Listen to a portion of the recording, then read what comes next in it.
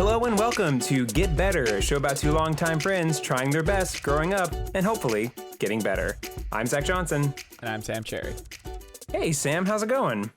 I'm doing good. I'm on some new shit. And that new shit is Folklore by Taylor Swift. Yep, this is it. It's the Taylor Swift episode. We're finally doing it. And I know the audience is thinking, what do you mean, finally? But what you all don't know is this is actually the third Taylor Swift episode that we have tried to record. The first one was back in the Pile days, and it was when we reviewed the album Reputation. It was not a very good episode, and I sent it to hell.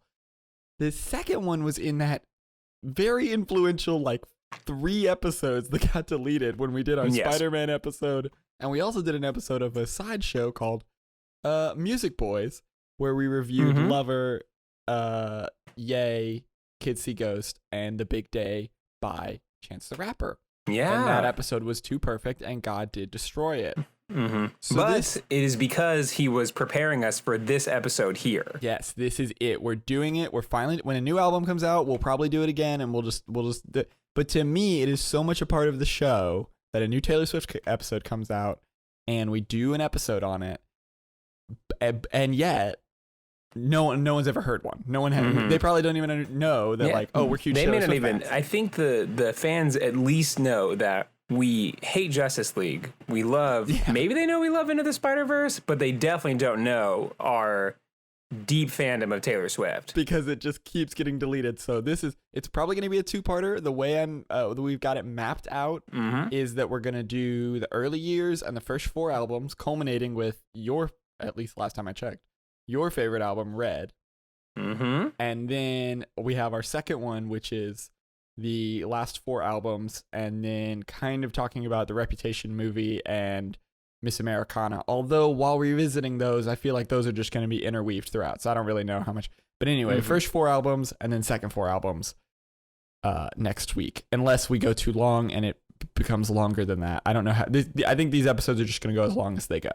Because we got a lot of shit to say about our girl Taylor. So and we're finally going to say all of it so that it's all getting out there. We should do this with a lot of things that we have found ourselves obsessed with, so we just don't talk about them forever. We just get them all out at once and be like, if you want to know the definitive guide of Zach and Sam's love of Taylor Swift, see, and then we just hyperlink to that. Right. Episode 47, probably episode 47, Taylor Swift Part 1. Anyway, let's get started. Let's get right into it. Taylor was born in Pennsylvania. That's all I wrote down. I did not write the city because she moved a bunch. But interestingly enough, she was originally interested in musical theater, but then listening to people like Shania Twain and Faith Hill and Dolly Parton and the Dixie Chicks, she said, you know what? I think what I read is there's something about she watched a Faith Hill documentary and was like, that's what I'm going to do. I've got to move to Nashville to do that thing that she does. I was telling Sam before the episode started, I spent a lot of time listening to Shania Twain, and as we go forward to the thing, I've kind of realized how much Shania Twain is kind of referenced in her music, or at least how much she wears that influence on her shoulders. Because Shania Twain is great. I spent a ton of my childhood listening to Shania Twain. My mom is a huge Shania Twain fan. Sure. And her music is country and twangy and poppy and really funny. Shania Twain's really charming and really funny in her lyricism. Totally, yeah. And I did not I was listening through a bunch of old Shania Twain before the episode started, and I was like, oh yeah, Shania Twain's really good. I forgot about that. So other than listening to Taylor Swift, I would also recommend the audience listen to a bunch of old Shania Twain to kind of get the idea of where a lot of these artists kind of got their really tongue-in-cheek funny lyricism. Well, and it's interesting too with the Dixie Chicks because she talks about in Miss Americana, the Netflix film. I'm gonna say that a bunch. It's also the name of one of her songs. But she talks about in Miss Americana this weight when she becomes a country star of don't ever be the Dixie Chicks, because you remember the Bush era. Yes. Where they spoke out against the president, and then everybody tried to destroy their careers and kind of did destroy their careers. They kind of had a little bit of a bump after that where people were like, "We stand with you," but I mean that was kind of when that was it. Like, I will say this though, on the subject of the Dixie Chicks, they just changed their album to they just changed their name to the Chicks, right? Yeah. and they came out with an album just recently called Gaslighting. That's pretty good. Oh, okay. But that's the first thing that's come out since that in years, the Bush era, and that was 2 presidents ago. But anyway, it's something that comes up in the documentary a bunch. There's a whole because the documentary is broadly, it goes through her career, but also focuses on like her move to start speaking out politically, and that's like a current throughout where she's like, you don't want to be the Dixie Chicks, or that's what people would tell her. Anyway, when she decides she's gonna move to Nashville, and also jump in whenever. I know that you also have just like jump in whenever. Oh yeah, I know. Okay, cool. All I want to talk about is Shania Twain. Well, this is not this isn't okay. We'll do an episode for her. So she wants to move to Nashville, and she goes touring around the record labels with a set of with like a record of cover songs from Dolly Parton and the Dixie Chicks, and she gets rejected. And this is a quote from her. She says, "Everyone in that town wanted to do what I wanted to do, so I kept thinking to myself, I need to figure out a way to be different."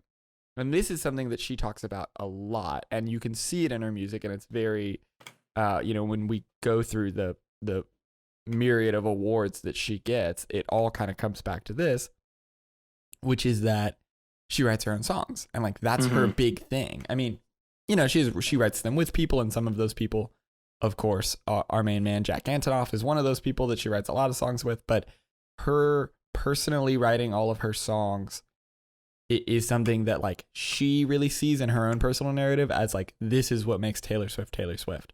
I would agree, but also that's the narrative people tell me. But still, I mean, I would agree. That's a lot of the thrust of what makes her music so personal and so, I don't know. It sounds so different. I don't know. I don't know if it does sound different. What do you think? I mean, what is it about the songwriting thing? I feel it, but I don't know how to articulate it. I mean, I think that you can definitely tell that Taylor writes all of her own music in that I feel like a lot of her songs, I was thinking this as I was listening to a lot of her earlier stuff. She has a really good ability to capture emotion and to write as if she is experiencing something in that time. And I think that is one of her strengths that, and we'll see this when she did Taylor Swift, her original album, or her first one. Sure. She was really trying to get that out quickly because she was trying to be able to write from that point of view before she grew up. And that was no longer how she experienced it. And I think that each of her albums really does represent how she feels as she's growing up. And I think she's really, really captured how to do that well. And it's just something you don't really see. There's like a lot of really specific lyrics that you can, like, it's written in such a way where you can tell it wasn't necessarily written by a team. It was written by a singular person or like a very intimate group, because it doesn't have this wide appeal. Like a lot of bigger pop stars now have lyrics with big wide appeal where you can kind of insert yourself into stories. And that's fine, but when you have such a wide net, it feels like you're not really seeing that much, whereas Taylor has a way of just writing specific situations, which I'll get into in Red, where you're just like, I have felt that exact emotion, and that's exactly what that felt like. And I think that it's just a testament to her experiencing it and being able to write it out so well. Whereas if it was like a team of people, you would find yourself with a lot of, not as intimate lyrics and things that people couldn't really attach to that well. Well, interesting that you say like that other artists cast a wider net, and I agree with you, but funny enough, like, and we see this across her albums, like she outsells all of those people. Like the idea that someone like Selena Gomez is writing lyrics that are more broad to a broader, I don't know why I just picked her, but I just think that's in the same kind of like cohort of artists. And yet it's like, well, yeah, but Taylor sells way, way, way more records. And even though it is much more specific and almost intimate details of like being in love and falling out of love and being in relationships and just being a person. Like it's so much more specific, but it does outsell. You said something about that specific amount of time, and I have a quote from her. So she goes down to Nashville, she signs with Sony Records. She's the youngest person to ever sign with Sony at the age of 14, but then she left the record label. I didn't really understand why she left the record label. I guess they were going too slow on the album. I don't really know. But she has this quote. She said, "I genuinely felt that I was running out of time. I wanted to capture these years of my life on an album while they still represented what I was going through." So she leaves Sony Records and she's performing at the Bluebird Cafe in Nashville. And she gets discovered by this guy, Scott Borchetta, maybe. Scott Borchetta. I think it's Scott Borchetta. Yeah, it looks like Borchetta. Who goes on to form Big Machine Records. And she's one of the first people signed to Big Machine Records. And when she signed to that, she puts out her first album. And now that's the early years. There you go. She puts out her first album, Taylor Swift, in the year 2006. Yeah, and Taylor Swift is her first album. I listened to it a whole bunch over the last several days, and it's so great. It's wonderful. So as Sam and I will talk later, I really didn't hop onto the Taylor bandwagon until Red. Before then, I was a guy, and sure. Taylor didn't really appeal to me. I didn't really feel like it was music that I could relate to that well. So I just, didn't want anything to do with it. And I recognized Taylor more from the Fearless era rather than Taylor Swift, her album. Yeah. Well, go ahead. Yeah. So a lot of these songs I was hearing for the very first time. I was listening to them, and I was like, oh, these are like it was the same thing that I saw in Red and her later stuff. It's like, oh, this is really fun how well she can capture emotions.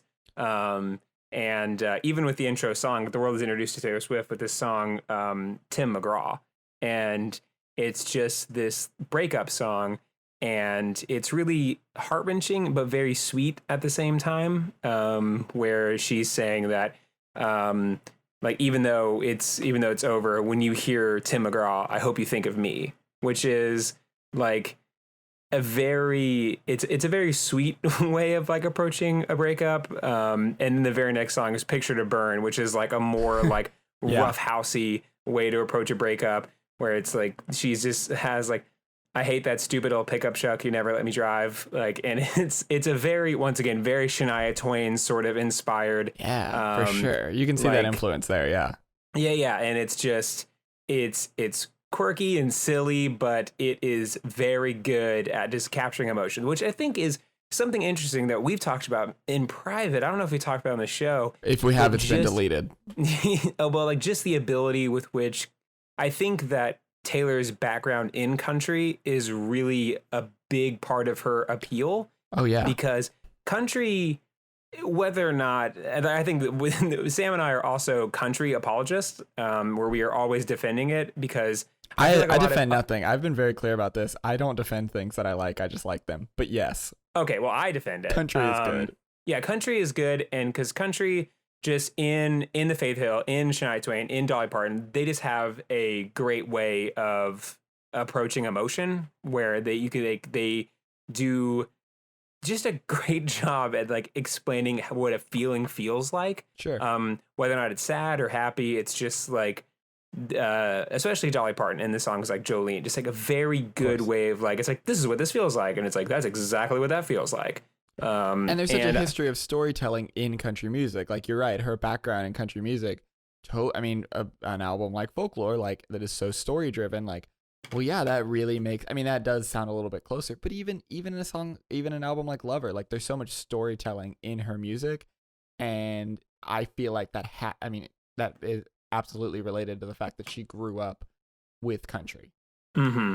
And you can really the influences follows out the whole thing. So even the first 2 songs of Taylor Swift, and as it goes on further, you can see that even though musically and production wise she's moved really far away from her first album, the bones are still there of her ability to capture emotions and tell stories. And I think that's very much attributed to her country background.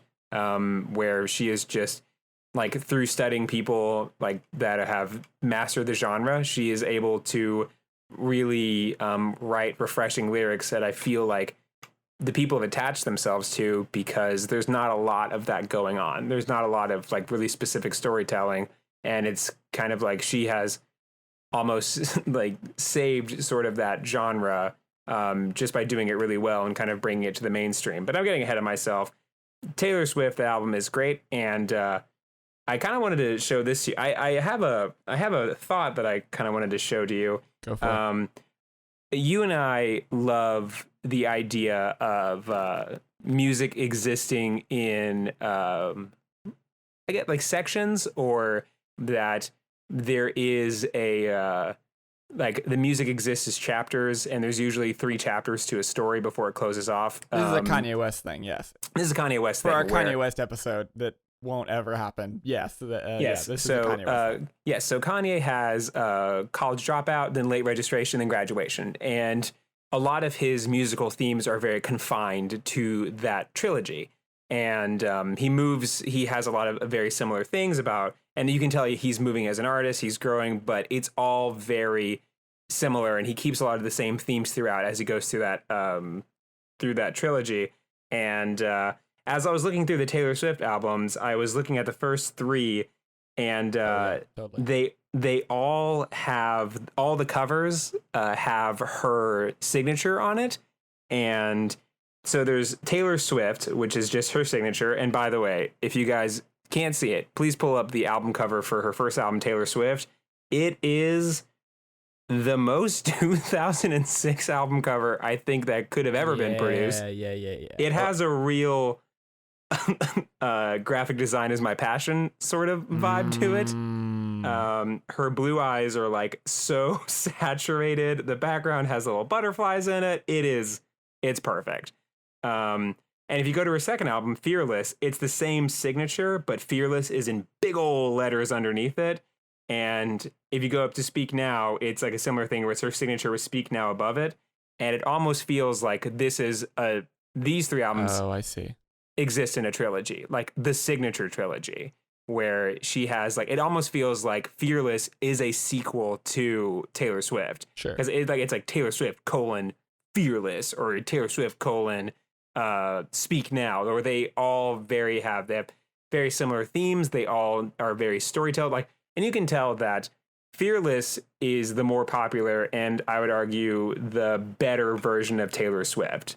It is the continuation of those themes. And Speak Now, as her career moves forward, is kind of the conclusion of those themes. Right. And then we get on to Red and so on and so forth. Well, that's the big transition.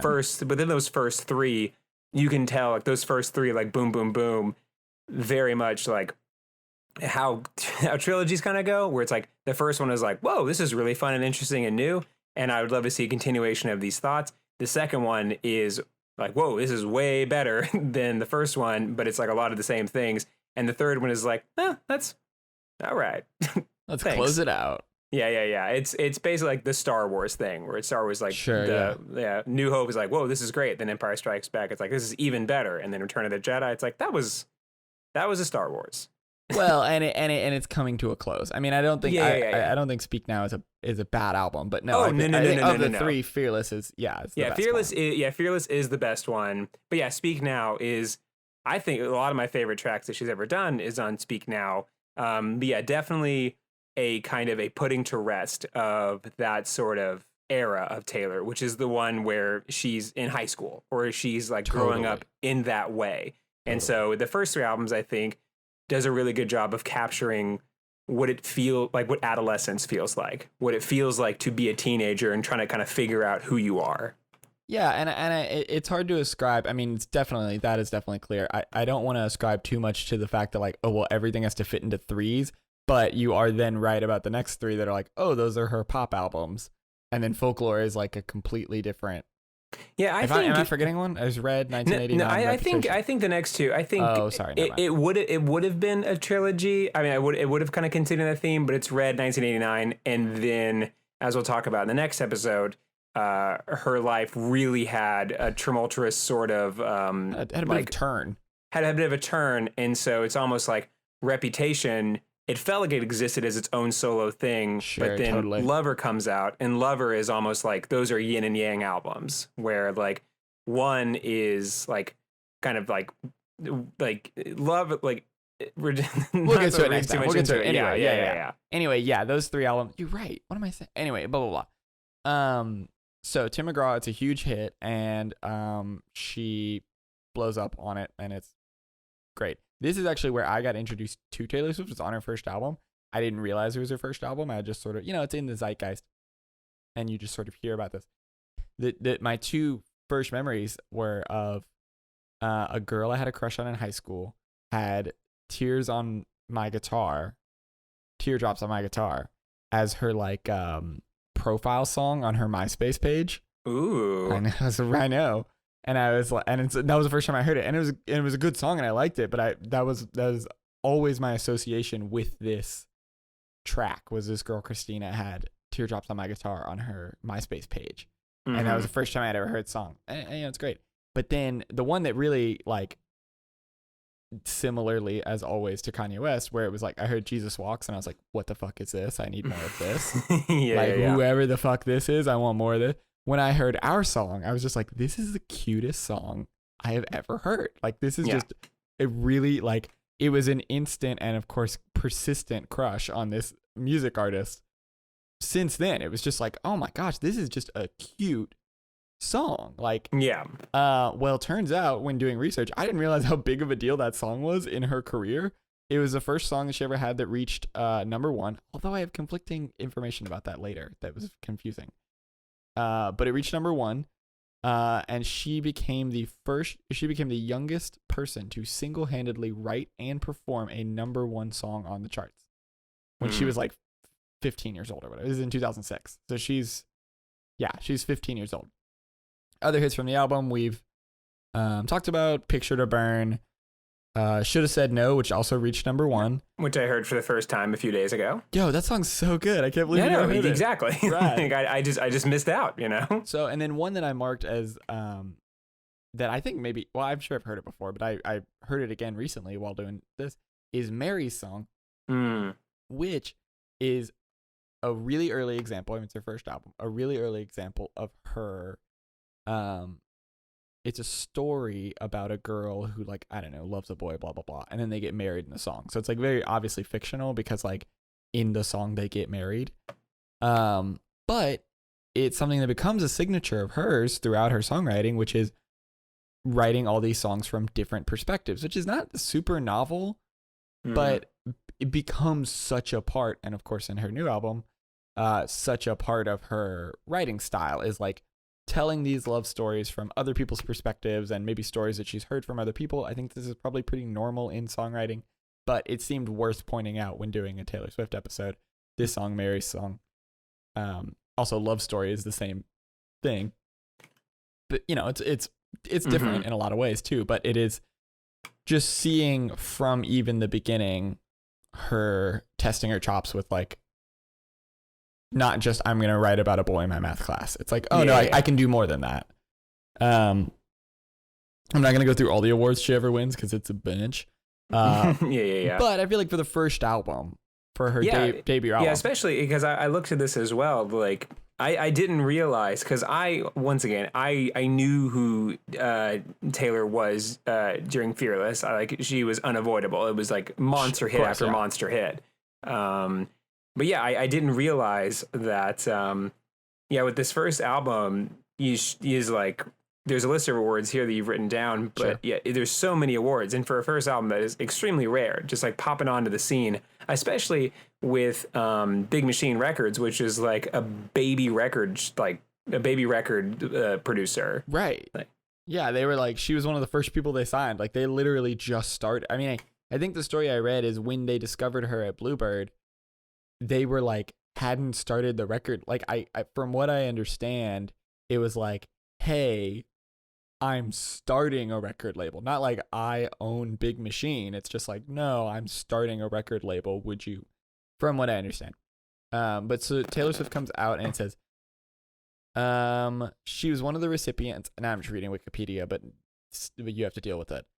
She was one of the recipients of the Nashville Songwriter Association's Songwriter/Artist of the Year in 2005, becoming the youngest person to be honored with that title. She also won the CMA's Horizon Award for Best New Artist, the Academy of Country Music's Award for Top New Female Artist, and the American Music Awards Favorite Country Female Artist Award. She was also nominated for Best New Artist in the 50th Annual Grammy Awards.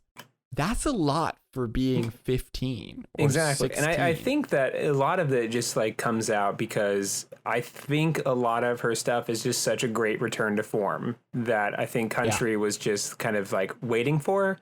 Sure. And then this like kid comes out, this like prodigy comes out of nowhere with like all of these really well written songs that are both really like sassy and fun, as well as very cute and very sincere. And her ability to write that, I bet that it was, I mean, I'm not really familiar with country in like 2005, but I bet it was a breath of fresh air.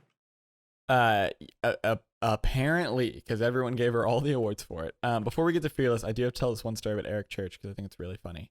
Country music artist Eric Church was signed to be the opening act for Rascal Flatts tour that year in 2007, maybe, I don't know, in one of those years. Eric Church was going to be the opening act for Rascal Flatts, but he actually got fired from that gig because he was playing too loud and playing too long. He was just like playing his music too loud, which is, I think, very funny. But then also he was just going over his set time and just like playing more songs than he was allowed to. And so Rascal Flatts fired him, and they hired Taylor Swift to open for them. Right? So she like just put out her first album, and now she's opening for Rascal Flatts on their tour.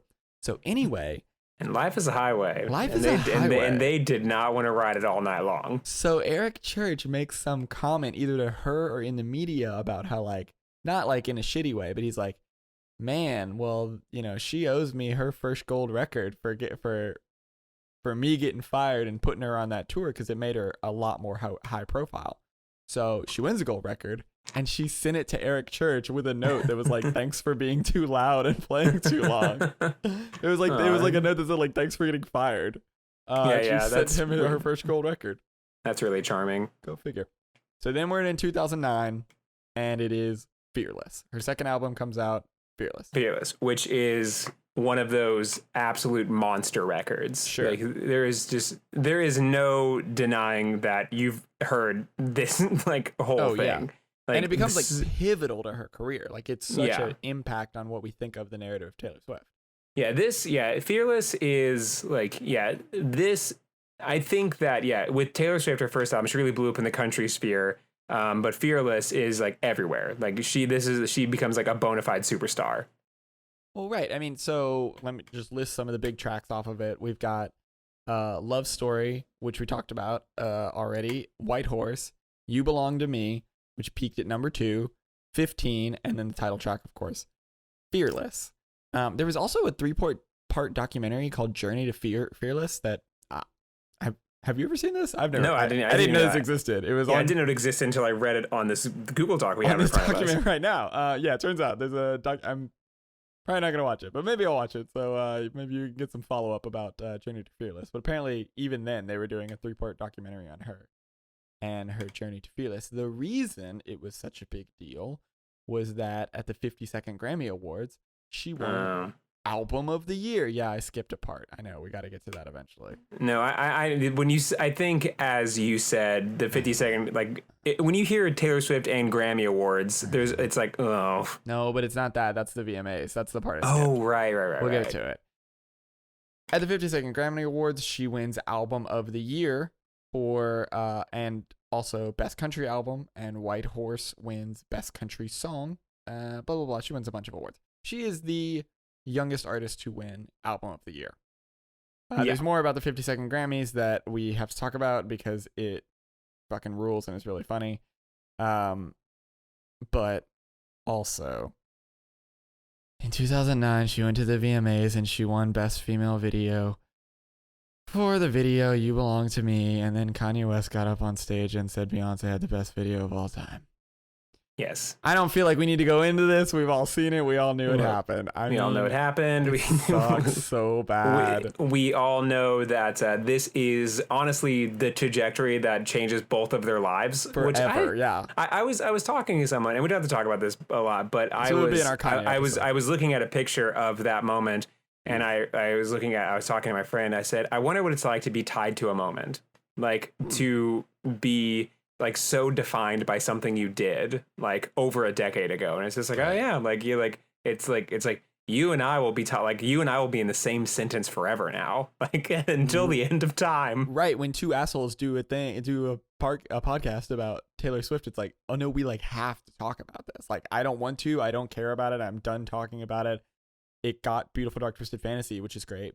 It birthed that album, but I hate talking about it. The whole moment is in the documentary Miss Americana, and it's just like horrible to watch because it's Kanye being awful. Yeah. But yeah, it is. It's like one of those things where it's like it was career defining for both of them, and we gotta bring it up. We like that moment spun us off into a parallel universe, like this universe. Whereas if it didn't happen, it would who knows what would have happened. Where Beautiful Dark Twisted Fantasy and Reputation both exist because of this one crazy moment. Anyway, I'm done talking about it. And all this to say, the You Belong to Me video, it's super good. It's super really cute. Good. Yeah. Like Single Ladies is also good, but it's not. It's not Formation. Like chill. Yeah, it's really good. Taylor is like, once again, she there's something quite like magical about Taylor. And I was thinking about this over the course of the week, just how she has been able to like what it takes to become a sweetheart and what it takes to like avoid all of like the pitfalls and the drama it takes of being like a very young person growing up in the machine of like being Since a pop star. 14, right. Yeah. And it's like how she was able to just like handle that with a ton of grace, as well as just like showing that she's really charming and really funny. And those music videos she's in are just like, she's just funny. Like she very clearly has like timing and chops, and it's just, frustrating, I imagine, for people that think that she's not talented, just be like, man, that's actually pretty good. That's you're pretty fun. Well, and her music videos are like much like her music, and I know this about the more recent ones. But I've always thought this was true. I think just because I assumed it was true. She has a really big hand in the music videos, and you can kind of tell. Her music videos are so story driven, just like her music. And I think the really like another thing about what it means to be a sweetheart is this is something that I'm not well aware of in the Taylor Swift world, but I know that she also has a huge hand in the packaging of her albums, and the fact that in her albums there's like lyric sheets, and she'll hide secret messages for the fans in the lyric sheets. And she does it with all of her stuff. Like as she releases things, she always releases them in very grand ways. And each, like when you buy the physical CD or you buy the record, there's like little love letters that she's just written to people, but you have to like get to go out of your way to find them. Yeah, I think and she has that way in her lyricism as well, where like she has like secret coded messages and like just the way that people can kind of piece together her life, but it's never in a way that is outright or like demeaning to other people. It's just like it's for people that are really like, she rewards the experience of being her fan, and I think that like a lot of people really, really appreciate that. I learned that with Lover. Because someone gave me the actual like physical CD of it, and then I was like, whoa, there's like a whole bunch of stuff in here. This is the most paper I have seen in, because usually it's just like the CD and then whatever, but it has like a jewel case, it is a whole, like it's a thick like package of just like little things that you can like rummage through. And in that one she has like old diary entries, so you can just read her old diary entries. And people have gone through and like found secret coded messages in her old diary entries. Crazy. So yeah, she's like very like with the music videos and with that, very artistically driven. And as I said, just like it like rewards people for being her fan. For caring, yeah. Exactly. And I think that's something that is just really charming. Yeah. Yeah, I mean, I think that if there's a word to describe like all of her body of work, it's like it's very intentional and like lovingly put together. Like, and maybe that's what I was trying to think of earlier when I was trying to think of like what is it to describe. Thank you, honey. My wife just brought me a bibimbap. Mabimbam. Not Mabimbam. She didn't bring me Three Brothers and their microphones. She brought me Bip and Bop. How do you say it? Bibimbap? No, the thing that I cooked. Bibimbap. Yeah, I think you said it right. Bibimbap? Bibimbap? After I cooked Did Sophie make you bibimbap? Yeah, we make it all the time. Oh, hell yeah. I recorded an episode where we made it. That's right. I need to make them. Okay, we're gonna have to cut all that. It's not important. Anyway, none of it matters. Yeah, because we're gonna go over on time either way. Yeah, I think that's what I was trying to get to before with like what makes her music so special. It really does feel like her and personal, and it feels very intentional. And she can do that, and she can put little messages and codes, and we'll get to with Red, this something that goes through the rest of her music from there is all these like color codes, all this stuff about like, again, in the later albums, all this stuff about gold and like, hey, if you kind of pay attention, like every time she talks about something being golden or gold, like that's one person. Like that is her shorthand for this person. And there's a lot of debate that I don't care about who that person is, but yeah, rewards the experience of looking into it. Right. And yeah, the only hard copy I've ever gotten was 1989, and it came with like a bunch of Polaroids. It was like just like they just mass produced a bunch of Polaroids and yeah, have like little notes and stuff on it. It was like, oh, what a cool little like packaging experience. But back to the Grammys. This is not the VMAs. This is a different award show. She wins Album of the Year, and then she performs You Belong With Me, and I don't know how to pronounce this. It always looks like Rihanna, but it's Rhiannon. The song, okay. Rhiannon with her childhood hero, Stevie Nicks. Now, I've seen the clip, and I understand I'm very biased. Apparently, it doesn't go well. I've seen it, and it sounds fine. But to be fair, I was watching a video on YouTube where a guy was recording his TV. But that guy described the video is called Taylor Swift Butchers the Shit Out of Rhiannon. So apparently people didn't like it, and it became this like huge backlash where everyone was really, really mad at her and saying she was terrible because she sang the Stevie Nicks song. I heard it. I didn't notice it being bad. I don't know. It sounded fine to me. But again, I'm blah, blah, blah. But it reminds me of something that I don't know if you ever heard this. When I was growing up, before, I guess really up until I saw Reputation, the documentary, I had always heard that Taylor Swift puts on a really big live show, but that she's bad at singing. I always heard that. Always heard that like her live shows are bad, or she is bad live, and they sweeten it up in the album.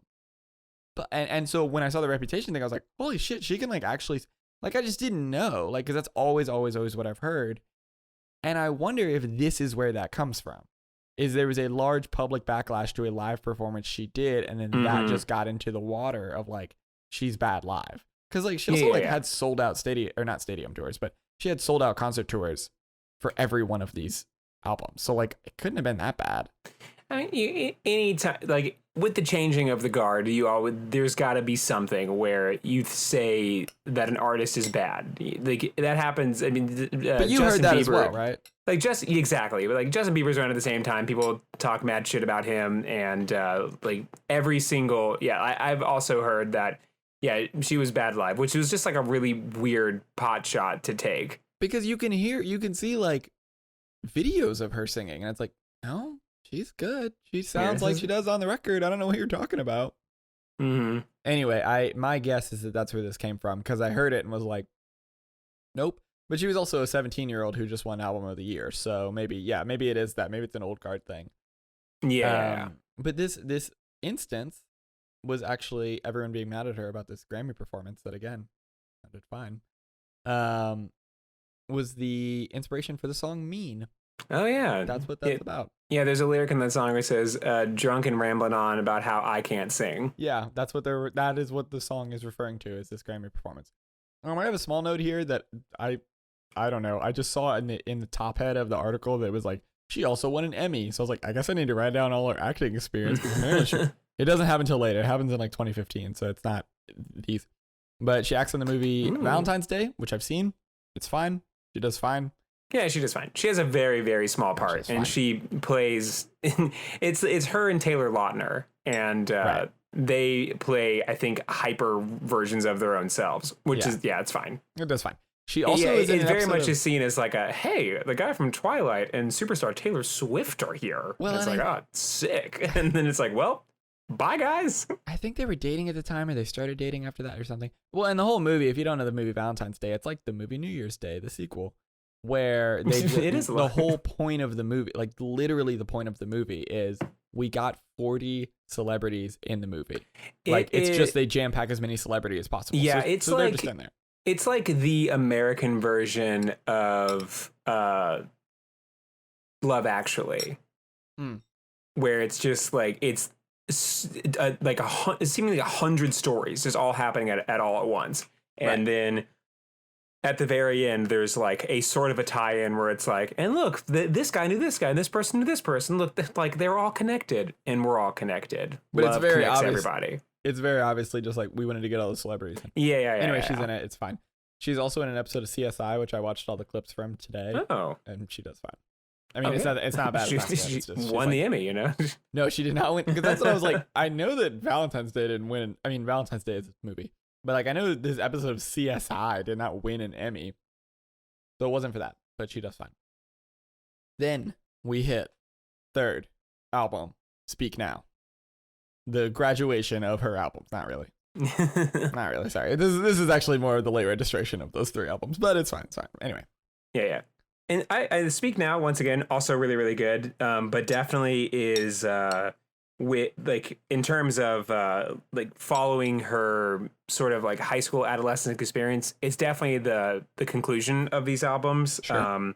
In fact, there's a couple of songs like Last Kiss and Long Live, as well as Never Grow Up, just like kind of almost really putting putting a button on that. Totally. I think that especially the last two, Last Kiss and Long Live, very much are like the definitive conclusion of, because like Long Live feels, I think it is like a high school graduation song. It's a high school homecoming song, but yeah, basically. Yeah, but it very much feels like a graduation. It very much feels it's very like pep rally and very high energy, and it just feels like a song you would sing at like a graduation. It's like, man, we are the kings and queens of this school. When we're out of here, it'll never be the same because we've ruled this place. Well, that's the line, end of an era, start of an age, right? It's like, it's all about, take this moment and cherish it and really enjoy it. But this is the beginning of something bigger. Yeah. And that's the whole point of the song, and you see that. And we don't have to talk about Speak Now a lot. I don't have a lot of thoughts on it. Well, I mean, I think that it was when I was listening to Long Live Again. And I saw all the Taylor Swift signatures on them. I was kind of like, oh, this is the last album that sounded like this. Mm-hmm. And then we move into a new era. We move into a new move in Taylor Swift. But like she definitely did. Like, even like the covers are all very similar. Where like she has her super long curly hair, and she is kind of done up as like a Southern debutante, sort of like a beauty queen. That is kind of like how she is marketed, how she is like made to seem. And Speak Now really is the last time where that happens. And then as we move into Red, she becomes more of like she becomes kind of like a fashion icon in the way, like she kind of like goes into this like late 60s French style on like Red, where like and there's she like never leaves. And she never leaves. Where like, it's her last album she does as like a kid, and then she makes the shift into adulthood. So what I believe is your personal favorite album, Red, comes out.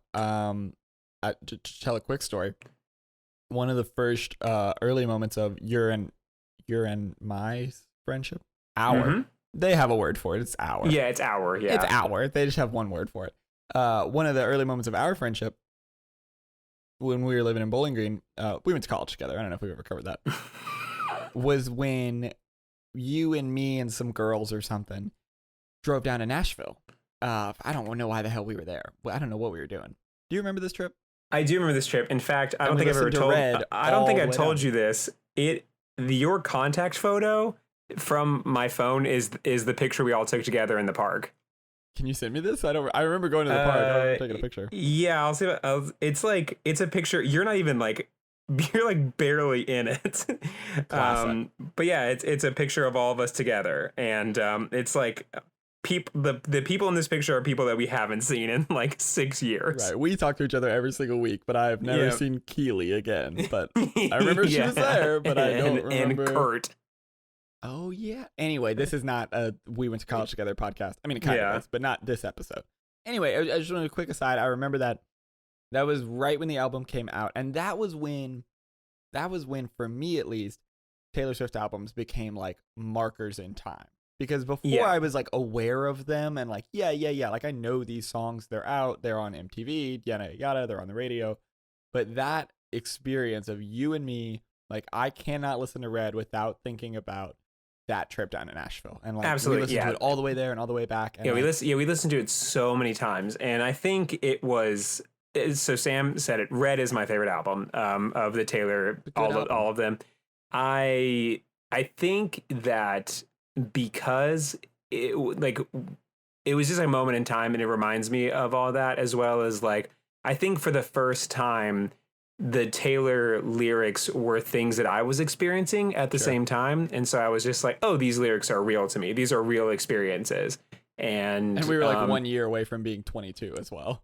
Yeah. And so there's like things that I like from the lyrics that I could feel and I could like relate to. And then that's kind of when I was like, oh, like you're really good at songwriting. And then I went back and listened to her old stuff as far back as like Fearless. I didn't never get around to her first album, but yeah, I know. Well, not anymore. But yeah, no, there's so many of it. And like Red is such a definitive switch in her career. Right. Not in terms of like her market, like that is I think a moment where Taylor was just like, I can do whatever I want now. Right. I am established. And because we're glossing over the many awards that she wins for every one of the, like multiple Guinness World Records for like fastest selling album. Like she's doing well. Yeah. And so I think that becomes a moment in her career where she starts to experiment with music a bit. This is like her last country album, and like country is definitely in quotes, because she has the song I Knew You Were Trouble, which has this like at the time a very strange sort of like dubstep drop in the middle of it that I feel like was very unexpected. Yeah, but it's signs of things to come. Like that and well, no, it's that one. Yeah, that song is one where you're like, wait, what? And then you see that develop over the rest of the work. Mm-hmm. And like this album, I think is just it's so fun. It's both heart wrenching with a lot of like songs like Treacherous and Red and like State of Grace, as well as I Almost Do, like very heart wrenching songs, but there's still like just like this kind of starts her she has We Are Never Ever Getting Back Together, as well as peaked at number one, as well as Stay and oh my god, yeah, and we have to tell that story. We do. It's just I think the video's been just totally erased from time, but we have to tell that story. I gotta find it. Oh my god, I forgot about that. But it becomes a part of her career too. I feel like every single one of her albums has a stay. Like whenever I look at her albums now, probably not Folklore, but I'm like, oh, this is the stay of this album, where it's like really cute and like funny just like over the top silly and like bubblegum, and it's just like a very like on Lover. Shake It Off is that way. Yeah, Shake It Off on Lover. It's Oh no! Now I got to look it up, and you have to You have to do an edit. That's okay. You have to do an edit. Do an edit.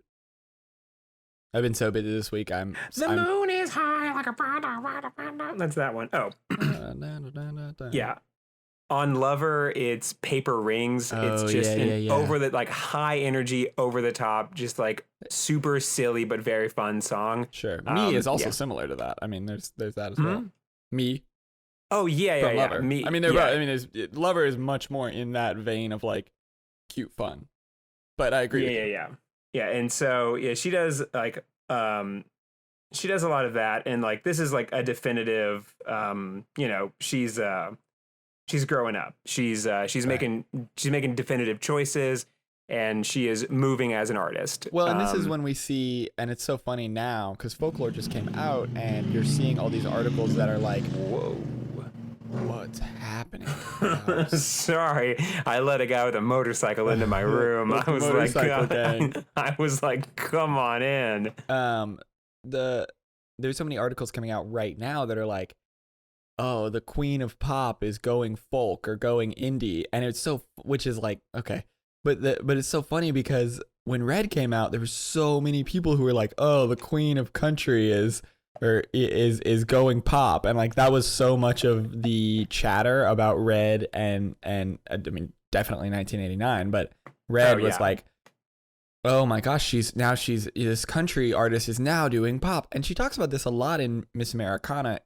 It's more definitive in her other albums moving forward, but she talks a lot about this in Miss Americana. Yeah, Red is like, she's kind of flirting with it. She's like, hey, I'm kind of starting to do a bit of this, which is funny because Shania Twain also does the same thing in her later albums. Shania Twain's later albums are super poppy. And it's funny because people are like, whoa, this has never been done before. And it's like, when you grow as an artist, you kind of get tired of doing the same album over and over again. Well, no, I mean, that was what she was saying is she's like, and she attributed it to being a woman in music. And honestly, I haven't thought about it enough. I was like, I'd never even considered this as why you would make this choice. But she's like, as a woman in music, you always need to be like a shiny new toy. And so you have to reinvent yourself like every 2 years. And she goes on. It's a much longer quote. You should watch the movie. It's very good. But that's how she attributes it. She's like, I have to reinvent myself all the time because that's what's expected of me.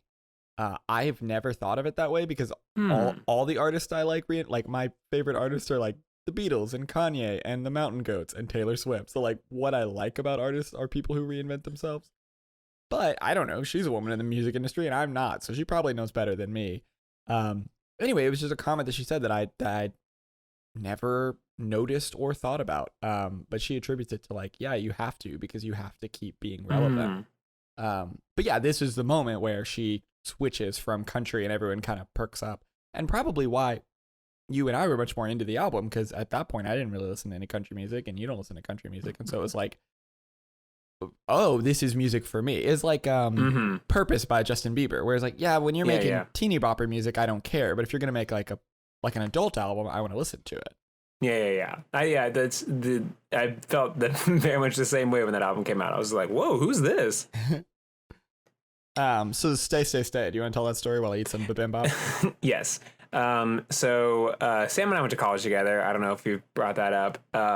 When we were in college, we were tasked to make a video, and in the video, we needed to Sam and I had this like thing where we would just do like things to songs, but it was kind of like a music video, and the music video was to Stay. I feel like you're leaving out. You're being so vague that it's confusing. Oh, am I?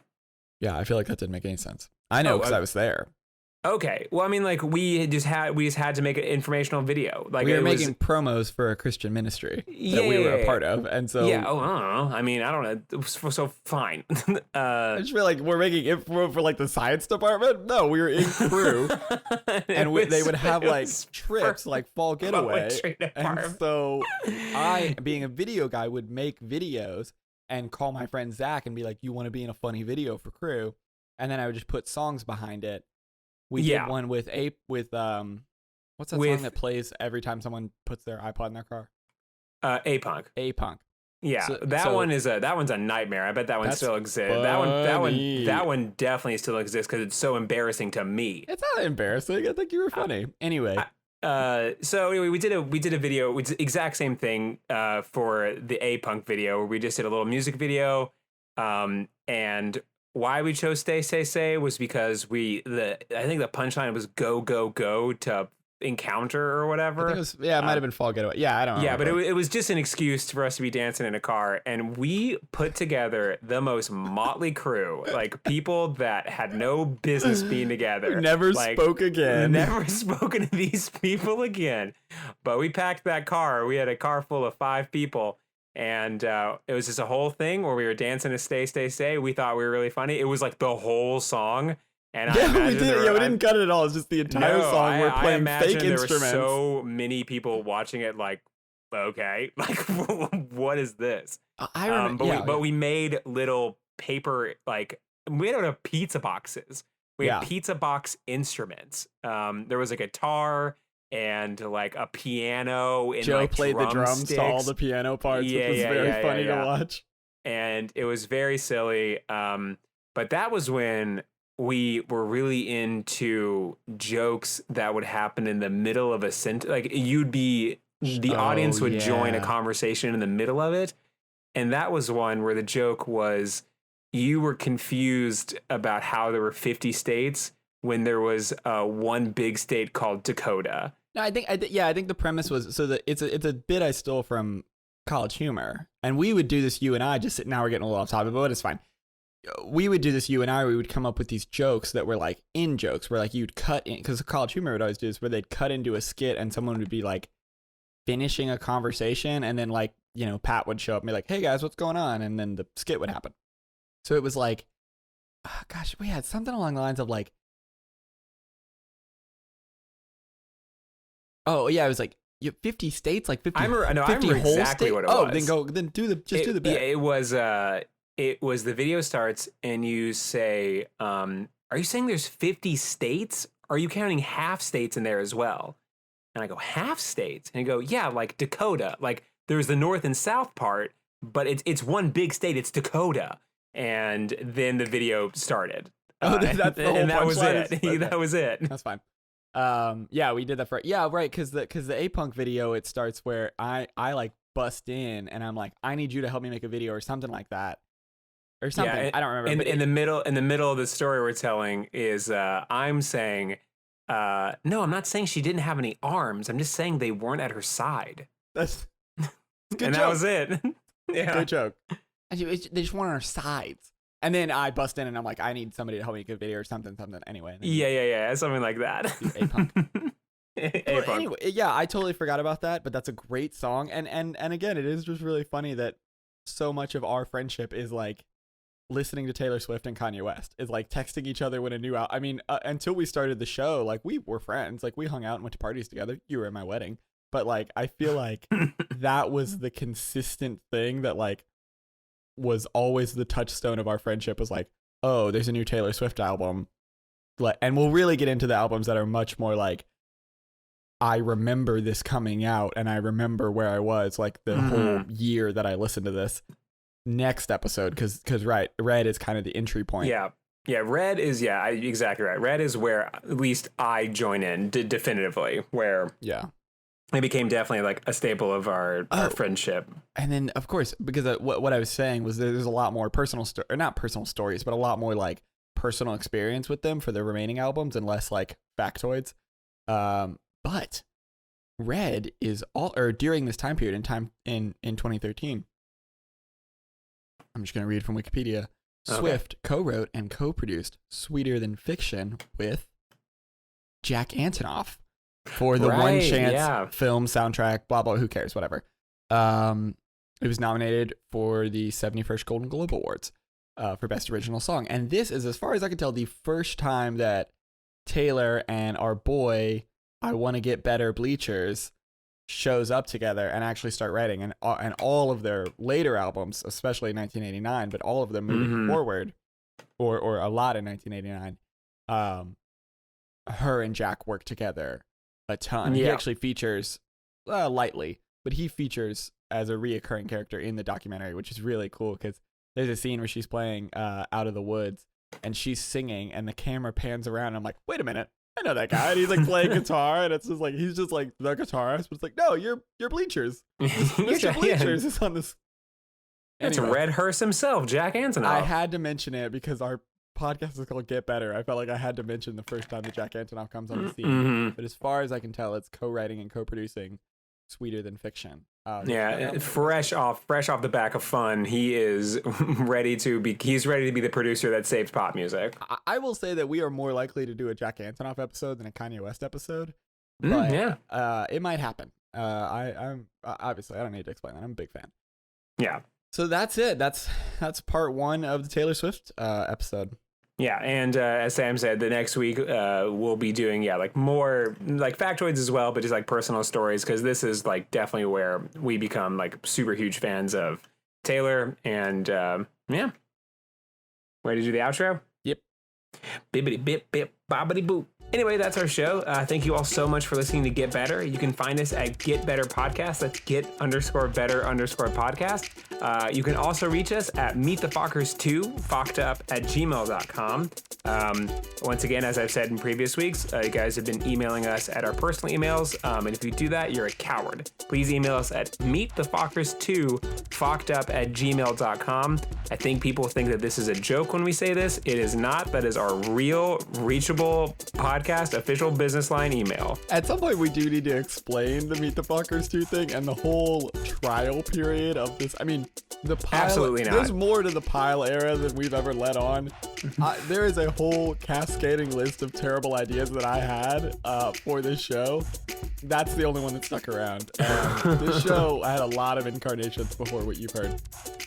Also, before you get to the iTunes thing, shout out to our Virginia fans. Ooh. It's clear that I look at the analytics all the time, and sometimes I'll see a huge spike. Hopefully they're Taylor Swift fans or they're going to skip this episode and not hear this. But I'll see a big spike where, like, obviously someone or some people downloaded every episode. Like, you can just see it happen. Like, that's how I saw our Irish fans, because it was like, boom, oh, there's a huge spike in all the downloads. It's like, oh, what's that? And it's like, oh, someone just downloaded 40 episodes. It's not a huge show. Callie, you're always holding us down. We're always down for our California fans. Don't think we forgot you. Arizona just popped on the map, but they had 1 download, so I don't think they probably heard this one. So hey. So I don't know, but I'm talking about our whoever is downloading every single episode in Virginia. Shout out to you. Thank you. Welcome to the fam. Welcome to the mud god pile.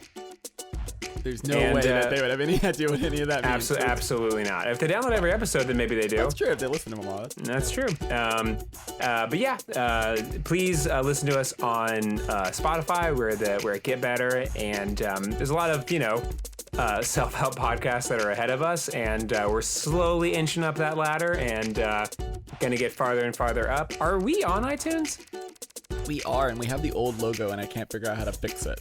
Okay, well, you can also find us on iTunes with our old logo. It's like gray, and it's got red letters. It was literally the whole premise of the show being, of course, well, let's just go for it, and we'll get better along the way. Yeah. And so I just put something up so I could put up episode 1. And I changed it a couple of times until we landed on what we've got now. But I can't wait for the fan mail where people ask where the logo we have now came from, and I just always give a different story. That'll be great. Yeah, actually, maybe you've been doing that to me because I'm not totally nailed down on it. Yep. What? Okay. Anyway, but yeah, so it looks different, but yeah, Get Better is on iTunes. And leave us a review, I guess. Or don't. Leave us a review, and know in your heart that the first person who emails us or leaves us a review is getting the biggest shout out of all time. Yeah, like and subscribe, hit that bell. There's a whole episode about that comment. And that's all we have right now. So see you guys next week for more Taylor. All right. See you bye forever.